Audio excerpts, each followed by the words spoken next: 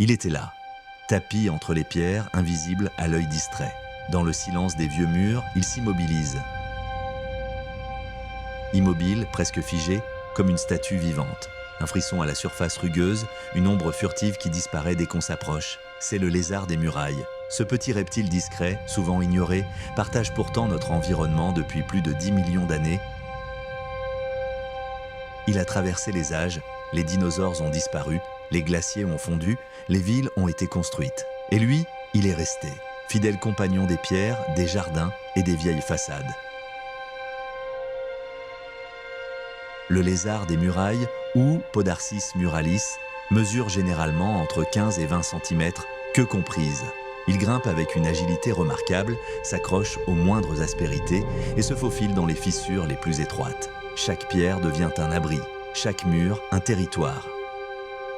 Car il dépend de la chaleur, comme tous les reptiles, il est ectotherme à sang froid. Il régule sa température en s'exposant au soleil. Quand la lumière chauffe les murs, son corps s'active. Il se réchauffe lentement, puis devient vif, précis, prêt à chasser ou fuir. Son corps fin, élancé, est taillé pour la rapidité. Une vibration dans l'air, un bruit léger, un mouvement trop proche. Et il détale, en une fraction de seconde, se dissimulant dans l'ombre d'une pierre.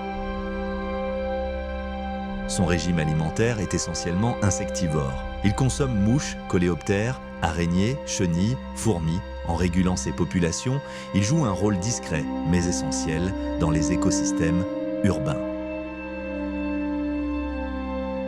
Mais son quotidien est semé d'embûches. Dans les milieux urbains, le principal danger, c'est le chat domestique. Un prédateur rapide, silencieux, souvent en chasse sans but, mais redoutablement efficace. Pour se défendre, le lézard peut se séparer de sa queue, qui continue à bouger pendant qu'il s'enfuit. Cette capacité, appelée autotomie, lui offre une chance de survie, au prix d'un lourd sacrifice. Quand vient l'hiver, il entre en brumation, une forme d'hibernation. Il ralentit, se cache dans les crevasses ou sous les pierres et attend que le printemps revienne.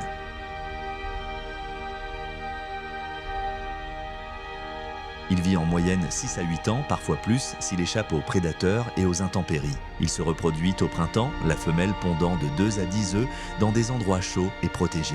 Quelques semaines plus tard, de minuscules lézards autonomes émergent. Depuis l'époque des Romains, il est là, dans les murs des villas, les ruines, les fondations des maisons.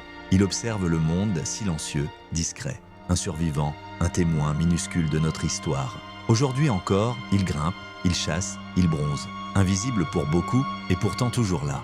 Petit, fragile, mais d'une résilience admirable. Le lézard des murailles, un symbole de la nature qui s'adapte même dans les moindres interstices de nos vies humaines.